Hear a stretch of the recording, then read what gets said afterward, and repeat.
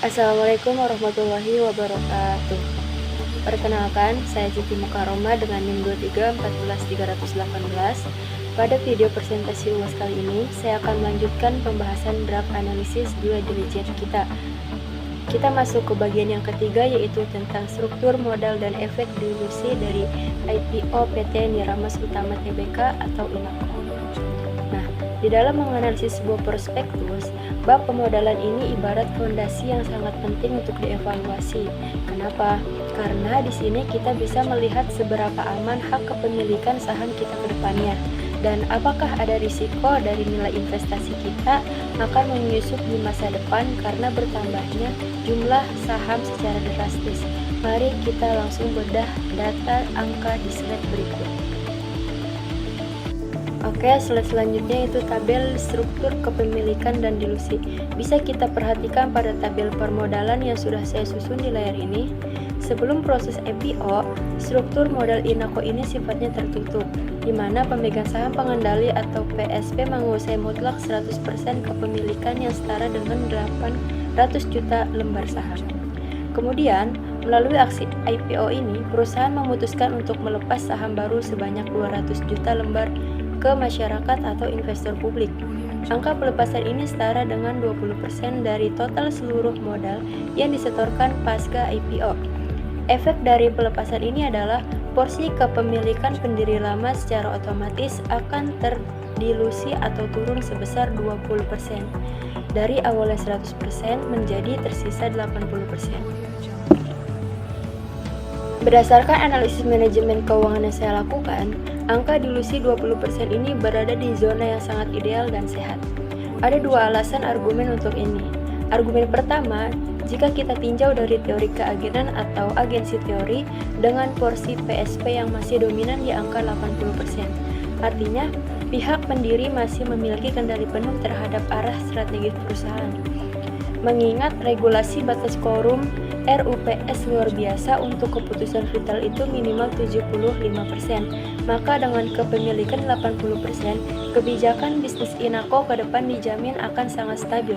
Perusahaan aman dari intervensi pihak luar yang berminat mengambil alih. Argumen kedua, dan ini nilai plus yang sangat besar. INAKO memiliki apa yang disebut dengan clean capital struktur atau struktur modal yang sangat bersih pasca IPO. Setelah saya telaah secara mendalam, emiten ini tidak menerbitkan waran seri 1 gratisan, tidak ada program opsi saham seperti ESOP atau MESOP yang berlebihan, dan tidak ada obligasi konversi. Hal ini krusial karena seringkali emiten menggunakan waran sebagai pemanis, namun ketika waran itu dikonversi menjadi saham di tahun berikutnya, jumlah saham beredar akan membengkak dan membuat laba per saham atau NPS. Investor retail anjlok karena instrumen pengecer tersebut tidak ada di INAKO. Saya berani menyimpulkan bahwa risiko dilusi sekunder di masa depan adalah nol. Hak atas dividen dan valuasi pemegang saham publik sangat terlindungi. Oke, slide selanjutnya itu tabel struktur kepemilikan dan dilusi. Bisa kita perhatikan pada tabel permodalan yang sudah saya susun di layar ini. Sebelum proses IPO, struktur modal INAKO ini sifatnya tertutup, di mana pemegang saham pengendali atau PSP menguasai mutlak 100% kepemilikan yang setara dengan 800 juta lembar saham. Kemudian, melalui aksi IPO ini, perusahaan memutuskan untuk melepas saham baru sebanyak 200 juta lembar ke masyarakat atau investor publik. Angka pelepasan ini setara dengan 20% dari total seluruh modal yang disetorkan pasca IPO. Efek dari pelepasan ini adalah porsi kepemilikan pendiri lama secara otomatis akan terdilusi atau turun sebesar 20%. Dari awalnya 100% menjadi tersisa 80%. Berdasarkan analisis manajemen keuangan yang saya lakukan, angka dilusi 20% ini berada di zona yang sangat ideal dan sehat. Ada dua alasan argumen untuk ini. Argumen pertama, jika kita tinjau dari teori keagenan atau agensi teori dengan porsi PSP yang masih dominan di angka 80%. Artinya, pihak pendiri masih memiliki kendali penuh terhadap arah strategis perusahaan. Mengingat regulasi batas quorum RUPS luar biasa untuk keputusan vital itu minimal 75%. Maka dengan kepemilikan 80%, kebijakan bisnis Inako ke depan dijamin akan sangat stabil. Perusahaan aman dari intervensi pihak luar yang berminat mengambil alih. Argumen kedua, dan ini nilai plus yang sangat besar. Inako memiliki apa yang disebut dengan clean capital structure atau struktur modal yang sangat bersih pasca IPO.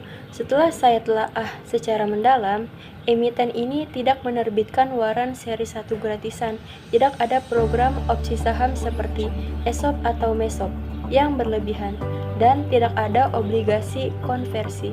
Hal ini krusial karena seringkali emiten menggunakan waran sebagai pemanis, namun ketika waran itu dikonversi menjadi saham di tahun berikutnya, jumlah saham beredar akan membengkak dan membuat laba per saham atau EPS. Investor retail anjlok karena instrumen pengecer tersebut tidak ada di Inako. Saya berani menyimpulkan bahwa risiko dilusi sekunder di masa depan adalah nol. Hak atas dividen dan valuasi pemegang saham publik sangat terlindungi. Selanjutnya ada matriks identifikasi dan mitigasi risiko. Di slide ini, saya sudah memetakan 3 risiko utama paling krusial yang dihadapi Inako, lengkap dengan beberapa besar dampak finansialnya beserta evaluasi kritis dari saya terhadap strategi mitigasi mereka. Risiko yang pertama yaitu ada fluktuasi harga kelapa dan gula. Bahan baku utama perusahaan adalah gel kelapa dan gula pasir. Dampak finansialnya berada di level tinggi.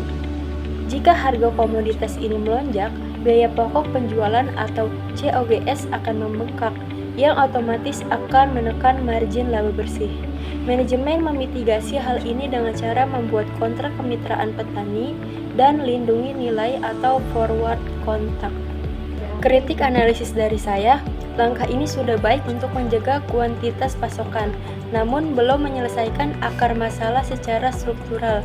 Hal ini karena Inako belum memiliki integrasi hulu atau perkebunan sendiri. Jadi, jika terjadi cuaca ekstrim di level global, mereka akan tetap terpapar risiko kenaikan harga pasar. 2. Persaingan pasar dan preferensi rendah gula. Dampaknya berada di level sedang. Saat ini masyarakat semakin sadar kesehatan dan mulai mengurangi konsumsi gula. Jika Inako tidak berinovasi, market share produk jeli manis mereka bisa turun. Manajemen menjawab ini dengan meluncurkan lini produk Inako Less Sugar. Kritik dari saya, inovasi ini sangat tepat sasaran, namun tantangan terbesarnya ada di biaya operasional. Mengedukasi pasar dan mengubah persepsi konsumen itu membutuhkan biaya yang tidak sedikit, sehingga ke depan kita perlu memantau kemungkinan adanya pembengkakan pada beban pemasaran. Risiko ketiga ini sangat krusial di industri pangan, yaitu keamanan pangan dan kepatuhan regulasi. Dampak finansialnya di level kritis karena pelanggaran standar higienitas bisa berujung pada penarikan massal atau produk recall yang menghentikan arus kas seketika. Namun, mitigasi Inako di area ini sangat luar biasa dan kredibel. Pabrik mereka telah mengantongi sertifikasi internasional ISO 22000 dan HACCP. Bukti paling nyata, produk Inako telah berhasil menembus dan bertahan di pasar ekspor Jepang. Seperti yang kita ketahui, standar keamanan pangan di Jepang sangat ketat. Keberhasilan ini menjadi generasi mutu yang sangat valid bagi kredibilitas manajemen operasional mereka. Risiko yang pertama yaitu ada fluktuasi harga kelapa dan gula. Bahan baku utama perusahaan adalah gel kelapa dan gula pasir. Dampak finansialnya berada di level tinggi. Jika harga komoditas ini melonjak, biaya pokok penjualan atau COGS akan membengkak, yang otomatis akan menekan margin laba bersih. Manajemen memitigasi hal ini dengan cara membuat kontrak kemitraan petani dan lindungi nilai atau forward contract. Kritik analisis dari saya, langkah ini sudah baik untuk menjaga kuantitas pasokan, namun belum menyelesaikan akar masalah secara struktural. Hal ini karena Inako belum memiliki integrasi hulu atau perkebunan sendiri.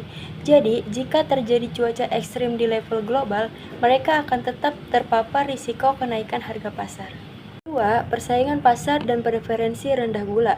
Dampaknya berada di level sedang. Saat ini masyarakat semakin sadar kesehatan dan mulai mengurangi konsumsi gula. Jika Inako tidak berinovasi, market share produk jeli manis mereka bisa turun. Manajemen menjawab ini dengan meluncurkan lini produk Inako Less Sugar. Kritik dari saya, inovasi ini sangat tepat sasaran, namun tantangan terbesarnya ada di biaya operasional. Mengedukasi pasar dan mengubah persepsi konsumen itu membutuhkan biaya yang tidak sedikit, sehingga ke depan kita perlu memantau kemungkinan adanya pembengkakan pada beban pemasaran. Risiko ketiga ini sangat krusial di industri pangan, yaitu keamanan pangan dan kepatuhan regulasi. Dampak finansialnya di level kritis karena pelanggaran standar higienitas bisa berujung pada penarikan massal atau produk recall yang menghentikan arus gas seketika. Namun, mitigasi Inako di area ini sangat luar biasa dan kredibel. Pabrik mereka telah mengantongi sertifikasi internasional ISO 22000 dan HACCP. Bukti paling nyata, produk Inako telah berhasil menembus dan bertahan di pasar ekspor Jepang. Seperti yang kita ketahui, standar keamanan pangan di Jepang sangat ketat. Keberhasilan ini menjadi generasi mutu yang sangat valid bagi kredibilitas manajemen operasional mereka. Tiba saatnya kita pada akhir presentasi ini, yaitu kesimpulan draft 2 Diligence Investasi. Berdasarkan kompilasi data dan analisis manajemen keuangan yang telah dibedah, saya menarik kesimpulan bahwa emiten PT Niramas Utama Tbk ini layak untuk dibeli untuk rentang investasi jangka menengah atau jangka panjang. Rekomendasi ini saya sandarkan pada 3 pilar fundamental, yaitu: pertama, alokasi capital X sebesar 60% terbukti tepat untuk membuka hambatan kapasitas produksi demi pertumbuhan yang masif. Kedua, berjalannya efek operation leverage yang mendukung laba bersih tumbuh organik hingga 66% sejalan dengan efisiensi utang. Ketiga, kepastian clean capital struktur tanpa adanya instrumen waran yang menjadi transparansi valuasi pemegang saham publik. Sebagai poin monitoring ke depan, kita hanya perlu mengawal proses realisasi pabrik baru agar tidak meleset dari jadwal, serta memantau pergerakan harga gula secara berkala. Demikianlah presentasi analisis manajemen keuangan dari saya, Siti Mukaroma. Terima kasih banyak kepada Bapak Trisna Taufik Darmawansyah, ME, atas ilmu dan perhatiannya selama ini. Semoga analisis ini bermanfaat. Wassalamualaikum warahmatullahi wabarakatuh.